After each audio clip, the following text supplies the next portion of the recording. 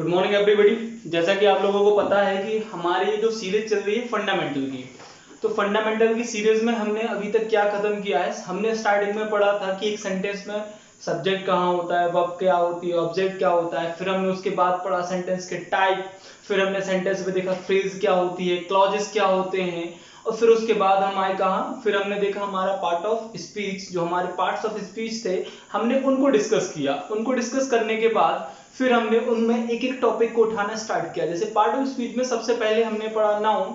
Noun के बारे में हमने कुछ बेसिक चीजें जानी, जैसे कि नाउन एक सेंटेंस में किस तरीके से काम करता है। आपको इन चीजों की जानकारी होना बहुत ही जरूरी है। अब इनकी जानकारी जरूरी है तो आप क्या कीजिए बेटा, ये लैंग्वेज है, इनको आप सीक्वेंस में देखिए ताकि आपको आगे की वीडियोस में सारी चीजें समझ में आए। जैसे यहाँ पर मैं कोई भी एक टर्म यूज करूं तो वो आपसे बनना चाहिए, क्योंकि वो मैंने ऑलरेडी प्रीवियस वीडियो में डिस्कस कर दिया है। तो जैसा कि आपको पता है इंग्लिश है, मजे के साथ पढ़ना है, कोई टेंशन नहीं लेना है, फंडामेंटल है, आराम से पढ़िए।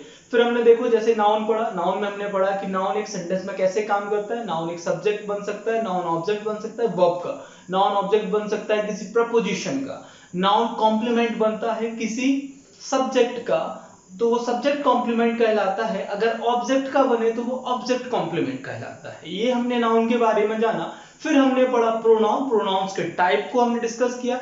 बेसिकली हम देखें तो हमने प्रोनाउंस के टाइप को काफी डिटेल में भी डिस्कस किया है। छोटी छोटी चीजें जो जो भी हमारे लिए इंपॉर्टेंट होती हैं वो हम डिस्कस करते हैं। ऐसा कोई भी टॉपिक है, ऐसा कोई भी पॉइंट मैं आपके लिए नहीं छोड़ रहा हूं जो हम डिस्कस ना करें। तो यहां पर आइए, अब हमारा जो फंडामेंटल का सबसे बेसिक और मोस्ट इंपॉर्टेंट जो हमारा टॉपिक है वो अब आ चुका है, जो कि आपको बहुत ही ईमानदारी से और बहुत ही लगन से पढ़ना है। चलिए यहां पर देखिए, आज का जो हमारा टॉपिक है वो है वर्ब। और मैं आपको बता दूं, अगर आपको इंग्लिश सीखनी है तो सबसे बेसिक जो आपका टॉपिक होना चाहिए वो होना चाहिए वर्ब, क्योंकि इसी पर पूरी इंग्लिश डिपेंड है। मोस्ट इंपॉर्टेंट टॉपिक अगर कहा जाए तो वो हमारा वर्ब है। अब ऐसा क्यों, जो कि मैं ऑलरेडी बता चुका हूं। जैसा कि आपको पता हो कि एक सेंटेंस अगर आपको फॉर्म करना है, एक वाक्य आपको बनाना है, तो उसके लिए सबसे पहले आपको क्या चाहिए, एक वर्ब चाहिए। क्यों चाहिए बेटा, क्योंकि उसी वर्ब का तो सब्जेक्ट होगा, और उसी सब्जेक्ट के लिए आप नाउन या प्रोनाउन यूज करेंगे, और उसी नाउन के लिए आप एडजेक्टिव यूज करेंगे, उसी के लिए आप डिटरमाइनर यूज करेंगे, और उसी वर्ब के लिए तो एडवर्ब लगेगा। तो जो भी सारे जो आपके पार्ट ऑफ स्पीच है ना, वो वर्ब पर डायरेक्टली या इनडायरेक्टली डिपेंड है। जैसे वर्ब का ऑब्जेक्ट हो गया, ऑब्जेक्ट भी नाउन या प्रोनाउन होगा। तो यही सारी चीजें जैसे कॉम्प्लीमेंट हो गया या जो भी है, वो सब हमारा डिपेंड किस पे है, वर्ब पे है। अब हम यहाँ पर देखें, जैसे अब आपके जो नॉन फंक्शनल जो आपके टॉपिक हो गए, जैसे हम बात करें जैसे फंक्शनल ग्रामर के जो टॉपिक हो गए, जैसे आपका टेंस हो गया, जिसको आप यूज करते हैं लैंग्वेज में स्पीकिंग के लिए, राइटिंग के लिए और लिसनिंग के लिए। तो ये आपका टॉपिक ये हो गया। वॉइस हो गया आपका। तो इनमें भी जो हम यूज करते हैं वो वर्ब ही तो है। वर्ब के ही डिफरेंट फॉर्म ही तो टेंस बनाते हैं। टेंस हम कैसे पहचानते हैं, वर्ब के डिफरेंट फॉर्म्स ही हमारे लिए क्या बनाते हैं, टेंस। उन्हीं से तो हम पहचानते हैं, वर्ब के फॉर्म से ही तो हम उनको पहचान पाते हैं, तभी तो वो टेंस बनते हैं। वर्ब के डिफरेंट फॉर्म को रिकॉग्नाइज करके ही हम बता पाते हैं कि ये कौन सा टेंस है, कौन सा टेंस है, या फिर ये प्रेजेंट है, या पास्ट है, या फ्यूचर है। तो हम यहाँ पर जो देख रहे हैं वो क्या है कि हमारे लिए जो सबसे मोस्ट इंपॉर्टेंट टॉपिक है वो हमारा है वर्ब। इसको हमें काफी डिटेल में पढ़ना है, छोटी छोटी जानकारी, इसका जो भी जितने भी एंगल है, जितनी भी टाइप से हम इसको कैटेगराइज करें वो कम है। इसको बहुत ही ब्रॉड लेवल पर कैटेगराइज किया गया है, और देखा जाए तो लैंग्वेज का सबसे अच्छा और मोस्ट इंपॉर्टेंट टॉपिक यही है। चलिए आइए, अब यहाँ वहां की बातें करते ही नहीं है। देखो बेटा, अभी तक जो मैंने बातें कही हैं, इनमें से आपको कोई भी बात समझ में ना आई हो कि जैसे नाउन, या मतलब जो आपका नाउन है वो सब्जेक्ट ऑब्जेक्ट कॉम्प्लीमेंट कैसे बन रहा है, या ये सारी चीजें, तो मैं आपको बता दूं, इसी वीडियो के डिस्क्रिप्शन में मैंने आपको एक प्लेलिस्ट की लिंक दे रखी है। जाओ स्टार्टिंग से फर्स्ट वीडियो से देखो और फिर वापस से इस वीडियो पर। क्लियर है बेटा। चलिए सर यहां आते हैं, हम देखते हैं हमारी वर्ब। तो वर्ब अगर हम बेसिकली कहा जाए तो वर्ब को हम इन जनरल अगर कहा जाए तो वर्ब को हम क्रिया कहते हैं। वर्ब को हम क्या कहते हैं, क्रिया कहते हैं। लेकिन अगर इसका एक्चुअल वर्ड, इसकी जो एक्चुअल मीनिंग देखी जाए, जैसे कि इसकी जो एक्चुअल मीनिंग है, आप किसी भी डिक्शनरी में सर्च करना, इसकी मीनिंग होती है वर्ड। आप डिक्शनरी में सर्च करेंगे, जैसे आप डिक्शनरी में डाल दीजिएगा वर्ब, तो जो आपके लिए एटिमोलॉजी से जो इसका रूट वर्ड आएगा उसकी मीनिंग होगी वर्ब। सर ऐसा क्यों, इसकी मीनिंग वर्ड कैसे आ गई? जैसे कुछ एक वर्ड मैं यहां पर लिख दूं, जैसे वर्बल होता है ना, वर्बल एक वर्ड होता है, वर्बल ऑफ वर्ड्स, इसकी मीनिंग क्या होती है? शाब्दिक, इसको हम कहते हैं ना शाब्दिक। तो वर्ब है ना, वो क्या है हमारे लिए? वर्ड है। वर्ब हमारे लिए क्या हो गया? वर्ड हो गया। Sir clear.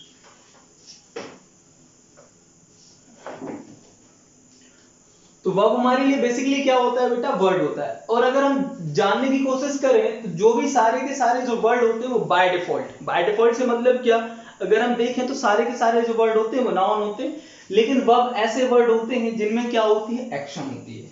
जिनमें क्या होती है? हम वर्ब को कैटेगराइज करें अगर, तो हम वर्ब को दो तरीके से कैटेगराइज करेंगे। जो वर्ब हमारे पास होती है वो क्या होती है? एक वर्ब हमारे लिए रिप्रेजेंट करती है किसको बेटा? एक्शन को। किसको रिप्रेजेंट करती है? एक्शन को। सिर्फ और सिर्फ एक्शन को ही रिप्रेजेंट नहीं करती वर्ब, सिर्फ और सिर्फ कार्य को ही रिप्रेजेंट नहीं करती वर्ब, इसके अलावा वो रिप्रेजेंट करती है स्टेट को। जो वर्ब होती है वो एक्शन प्लस स्टेट, मतलब कार्य को भी बताएगी, क्रिया को भी बताती है, साथ में अवस्था को भी बताती है। ये वो वाला स्टेट नहीं है कि एमपी वाला स्टेट नहीं है, वो जो राज्य कहलाता वो वाला स्टेट नहीं है, ये अवस्था वाला स्टेट है। क्लियर? दोनों की स्पेलिंग सेम होती है, लेकिन अलग अलग तरीके से यूज किया जाए तो मीनिंग अलग होती है। तो यहां पर हम देखें तो स्टेट, तो वर्ब जो हमें बताती है वो एक्शन और स्टेट के बारे में बताती है। बहुत सारे टीचर्स ने इसको कैटेगराइज कर रखा है कैसे? एक्शन, स्टेट और पोजीशन। अरे अब आप खुद बताइए, ये जो हो गया आपका पोजीशन, तो क्या पोजीशन स्टेट में नहीं आएगा? अवस्था ही तो है, किसी भी चीज का स्वामित्व होना क्या है? अवस्था ही है। तो बेसिकली हम इसको अगर कैटेगराइज करें तो हमारे पास वर्ब दो ही तरीके से काम करती है, या तो वो एक्शन को रिप्रेजेंट कर रही होगी या फिर वो स्टेट को रिप्रेजेंट कर रही होगी। एक्शन कितने तरीके की होती है वो हम यहां पर जान लें।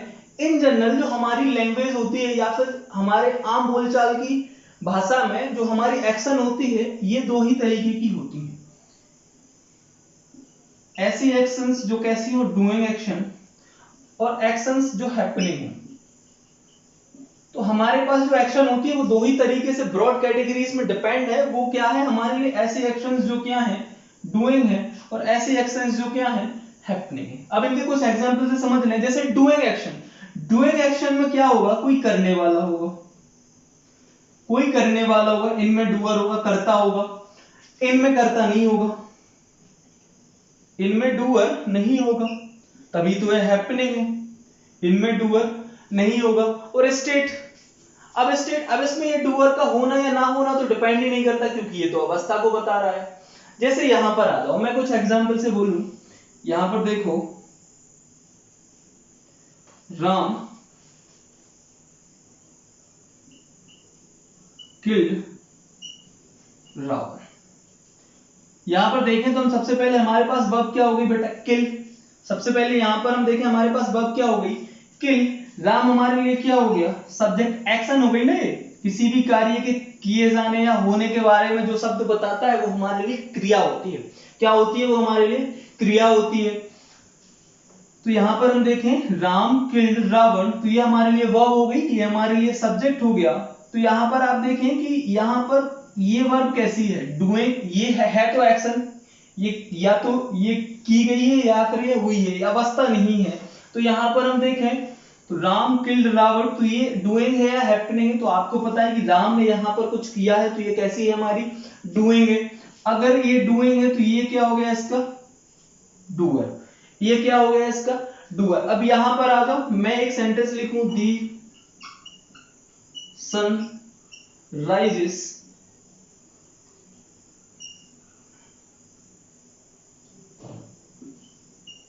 इन द ईस्ट। मैंने क्या लिखा? The sun rises in the east. तो यहां पर आप देखें तो यहां पर ये आपके लिए वर्ब हो गई। ये बेसिकली आपके लिए क्या होना था? सब्जेक्ट होना था। ये क्या है आपके लिए? सब्जेक्ट। व्हाट या whom, व्हाट या हु के जो रिप्लाई होते हैं वो हमारे लिए क्या होते हैं? सब्जेक्ट होते हैं। तो यहां पर हम देखें तो यह हमारे लिए डूअर है या नहीं है? आपको यहां से पता चल रहा है यह जो वर्ब है वो कैसी वर्ब है हमारे लिए? हैपनिंग वर्ब है। कैसी वर्ब है? हैपनिंग। ये किसी कार्य के होने के बारे में बता रही है, ना कि किए जाने के बारे में। तो जैसे एक और सेंटेंस में लिख दूं, मोहन laughed at you। ये डूइंग है या हैपनिंग है? तो यहां पर आपको पता है कि ये कैसी है, हमारे पास डूइंग है, क्योंकि डूअर है यहाँ पर। कौन है? मोहन। मोहन ने किया है, मोहन ने लाफ किया है। अब यहां पर आ जाओ, मैं एक और बात बताऊं, मैं बोलूं I have a car। मैंने क्या बोला? I have a car। तो यहां पर हम देखें वर्ब, सब्जेक्ट, और हम इसको माने ऑब्जेक्ट।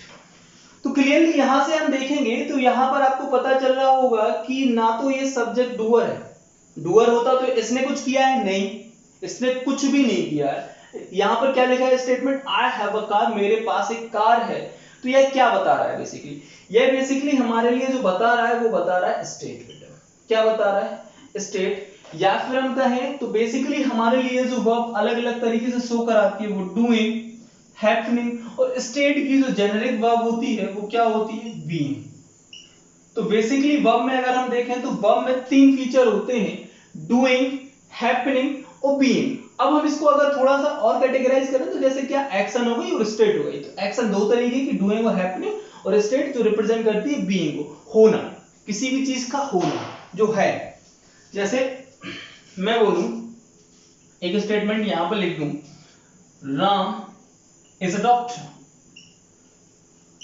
मैंने क्या लिखा? Ram is a doctor.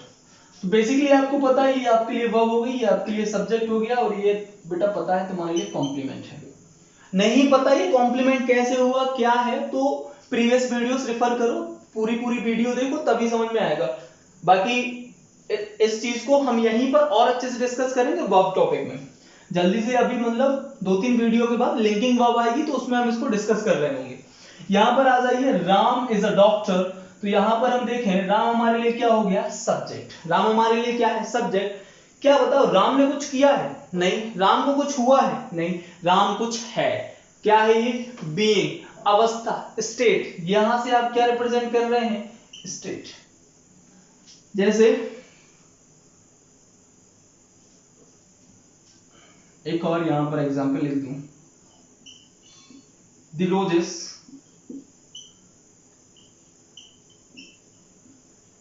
Smell sweet. मैंने क्या लिखा? दी रोजेस स्मेल स्वीट। तो यहां पर रोजेस ने कुछ किया? नहीं। रोजेस को कुछ हुआ? नहीं। उनकी ये अवस्था बतला रहे हैं। क्या बतला रहे हैं? अवस्था, या आप कह सकते हैं बीइंग। क्या बतला रहे हैं बेटा? हम बीइंग बतला रहे हैं। तो यहां से हमने जाना कि वर्ब को हम दो तरीके से कैटेगराइज कर सकते हैं। वर्ब को हम एक्शन, वर्ब को अगर हम कैटेगराइज करें तो वर्ब बेसिकली हम दो तरीके से कैटेगराइज करेंगे, एक्शन वर्ब और हमारी स्टेट वर्ब। तो जो हमारी एक्शन वर्ब होती है वो दो तरीके से होती है, जैसे कि वो हमारी डूइंग और हैपनिंग को रिप्रेजेंट करती है, और स्टेट वर्ब जो हमारी बीइंग को रिप्रेजेंट करती है। तो यह हमने जाना वर्ब में। अब हम वर्ब को इन डिटेल इनके एक एक फंक्शन या इनको हम कैटेगराइज करके पढ़ेंगे। तो ये तो हो गया बेसिक नॉलेज कि वर्ब एक सेंटेंस में काम कैसे करती है। चलिए आइए अब हम वर्ब के टाइप्स को डिस्कस करें, जिस तरीके से हमें वर्ब को कैटेगराइज करना है, उनको पढ़ना है, वो देखते हैं। चलिए आइए।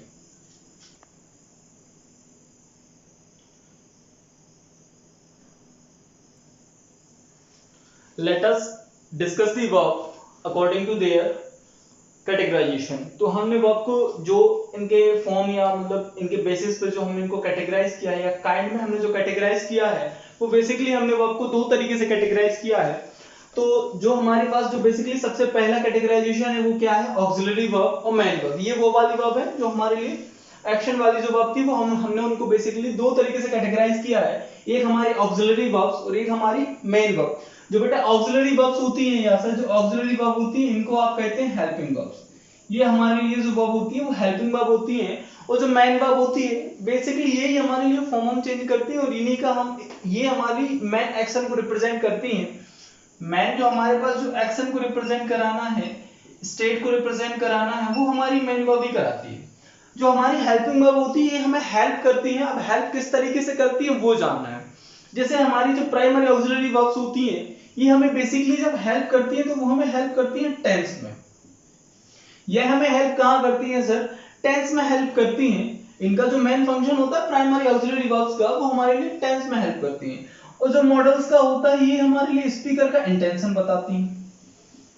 ये हमेशा स्पीकर ओरिएंटेड होती हैं। ये जो हमारे पास जो मॉडल्स होती है वो स्पीकर ओरिएंटेड होती हैं। रीजन ये होता है क्योंकि ये इंटेंशन बताती है, और इंटेंशन किसका होता है? स्पीकर का होता है। तो इन जनरल जब स्पीकर किसी बात को बोले, और आपको पता है कोई भी एक स्टेटमेंट अगर बोला गया है, लिखा गया है, तो वो फर्स्ट पर्सन के ही द्वारा होता है, वो फर्स्ट पर्सन के द्वारा ही होता है। तो इसमें ना बेसिकली इंटेंशन होता है, तो इंटेंशन हमेशा फर्स्ट पर्सन का होता है, स्पीकर का होता है। तो यहाँ पर आता है, अब जैसे इसमें एक थर्ड कैटेगरी है, वो मार्जिनल है, वो अलग से कोई कैटेगरी नहीं है, बट क्या है, वो मॉडल्स में ही एक छोटा सा सब कैटेगराइजेशन है, या आप इनको आप कह सकते हैं सब मॉडल्स या सेमी मॉडल्स कह लो बेटा। इनको क्या कह सकते हैं आप? सेमी मॉडल्स कह सकते हैं। बेसिकली इनके कुछ एग्जांपल्स होते हैं। सेमी मॉडल से मतलब क्या, वो मेन वर्ब भी होते हैं और मॉडल्स भी होते हैं। जैसे आपकी कुछ वर्ब हो गई, नीड, डेयर, ये दो वर्ब होती है ना, ये क्या होती है? मॉडल भी होती है, और साथ में क्या होती है हमारी? मेन वर्ब भी होती है। ये हमारे लिए क्या होती है? मॉडल भी होती है और साथ में मेन वर्ब भी होती है। तो इनको हम कैटेगराइज करते हैं, तो ये हमारे लिए क्या हो गई? Marginal verbs. क्या हो गई? ये हमारे लिए मार्जिनल वर्ब्स हो गई। तो यहां पर आ जाए, जैसे एक और हो गया आपके लिए यूज्ड टू, होता है ना एक और वर्ड यूज्ड टू। ये अगर देखा जाए तो ये हमारे पास मॉडल होता है पास्ट की किसी हैबिट को जो अब प्रेजेंट में वैलिड नहीं है, पास्ट की कोई एक्शन जो अब प्रेजेंट में वैलिड नहीं है उसको बताने के लिए। तो ये कुछ आपके पास मार्जिनल्स मॉडल हुए। इडियोमैटिक मॉडल, इडियोमैटिक मॉडल से मतलब क्या, जैसे वो कुछ वर्ड होते हैं ना, हैड बेटर, वुड रादर। ये वुड रादर का यूज आपने कंडीशनल में पढ़ा होगा, ध्यान हो तो। इनके साथ हम वर्ब का सेकंड फॉर्म यूज करते हैं, वर्ब। अगर वुड रादर आ जाए, उसके बाद सब्जेक्ट आ जाए और उसकी जो वर्ब यूज करना हो, तो ये थोड़ा सा ध्यान रखना है। बेसिकली हम इसको डिस्कस करेंगे आगे, बट ये ध्यान रखने, वुड रादर जो होता है हमारा, ये वुड रादर होता है, इडियोमैटिक मॉडल्स होते हैं। मतलब क्या कि इनकी मीनिंग जो है फिक्स्ड रहती है। स्ट्रक्चर अगर आप इनके अलग से वुड की या रादर की अलग से मीनिंग निकालें तो उनकी कोई मीनिंग नहीं होती, बट इनकी कंबाइंड एक मीनिंग होती है, जो कि हम डिस्कस करेंगे मॉडल्स में। डोंट वरी, हम ऑक्सिलरी वर्ब्स में जब हम आगे वर्ब को आगे डिस्कस करेंगे तो हम मॉडल्स को भी डिस्कस करेंगे और इन डिटेल करेंगे। एक एक मॉडल को हम एक एक साथ लेके चलेंगे। मैं एक एक वीडियो बनाऊंगा अलग अलग से एक एक मॉडल पे स्पेसिफिक। उसके बाद हम कम से कम 4 या 5 वीडियो में मॉडल्स की सारी प्रैक्टिस करेंगे। क्या होता है कि इन जनरल जो बच्चे होते हैं, जो कॉम्पिटिशन की तैयारी करते हैं, उनका जो कंफ्यूजिंग या मोस्ट वीक पॉइंट होता है वो मॉडल्स होता है। वो यहाँ पर कंफ्यूज हो जाते हैं। रीजन ये होता है कि वो सब्जेक्टिव हो जाते हैं। सब्जेक्टिव होने या मतलब ऑब्जेक्टिव होने से मतलब क्या, यहाँ पर जो मॉडल्स में हमें सोचना होता है वो ऑब्जेक्टिव सोचना होता है, कि सामने वाला क्या कहना चाह रहा है वो हमें समझना होता है, अपनी खुद की मीनिंग नहीं निकालनी होती है। क्लियर? तो यहाँ पर देखिए, हमने ऑक्सिलरी जो हमारी वर्ब्स हैं इनको हमने कैटेगराइज किया है 4 तरीके से। हमारी primary auxiliary verbs, model, marginal, idiomatic models. जैसे प्राइमरी ऑक्सिलरी वर्ब्स की अगर हम बात कर ले तो ये हमारे पास बेसिकली 3 होती हैं। मैं यहाँ पर लिख दूं, हालांकि इनको एक एक करके डिस्कस करेंगे। डू, बी और हैव। तो ये हमारे पास 3 होती हैं। कौन कौन सी बेटा?